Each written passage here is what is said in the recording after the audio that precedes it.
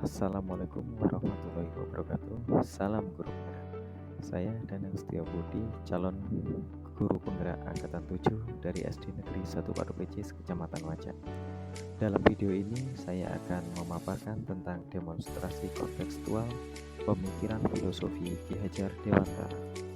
Dalam demonstrasi kontekstual ini saya akan menjelaskan tentang penerapan ide atau gagasan sesuai dengan pemikiran Ki Hajar Dewantara.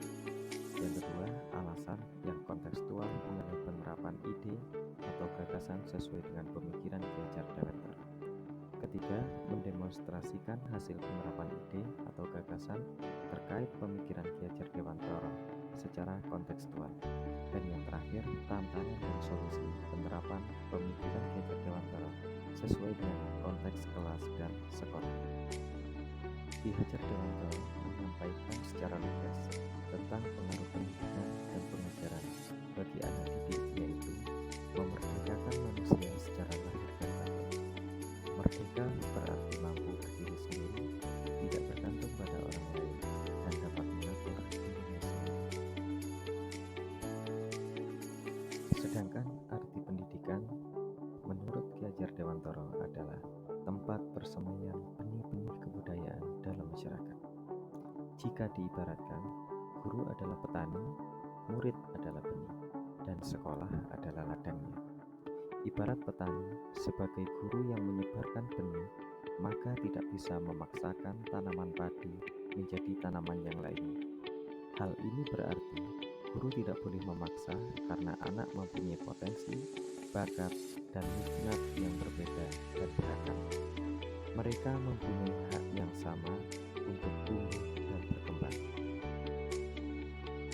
Pada penerapan ide atau gagasan sesuai dengan pemikiran Ki Hajar Dewantara, implementasi pembelajaran yang berpusat kepada siswa dengan melaksanakan dan menerapkan. Yang pertama, ingarso sunggulodo, artinya di depan memberi teladan.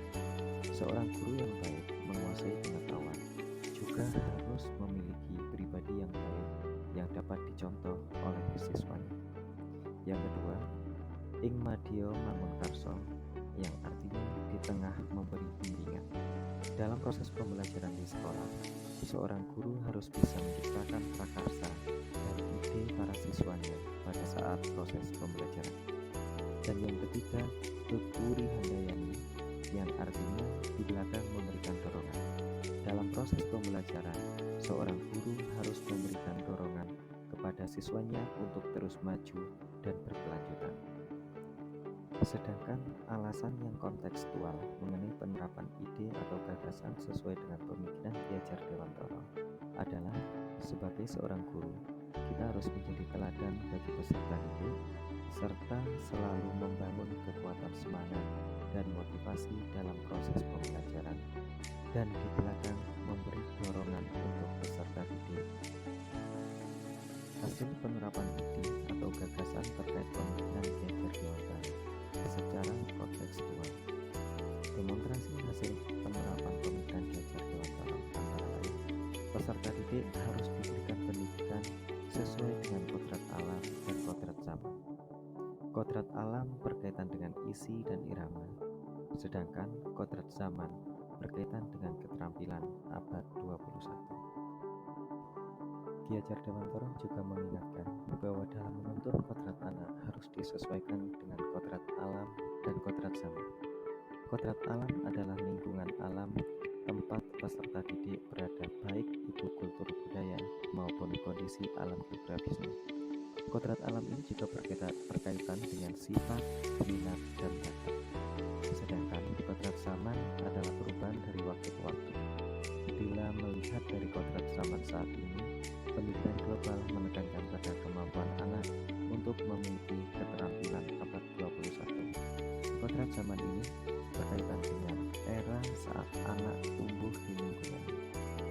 Dan yang terakhir adalah tantangan dan solusi penerapan pemikiran Ki Hajar Dewantara sesuai dengan konteks kelas dan sekolah. Tantangannya adalah kurangnya minat anak dalam belajar, sehingga sulit melaksanakan pembelajaran yang sesuai dengan kodrat alam dan kodrat zaman.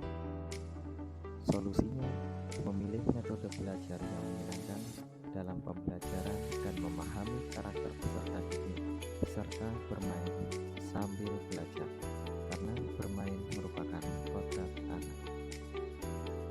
Demikian demotivasi kontekstual dari saya. Semoga bermanfaat. Salam guru penggerak. Wassalamualaikum warahmatullahi wabarakatuh.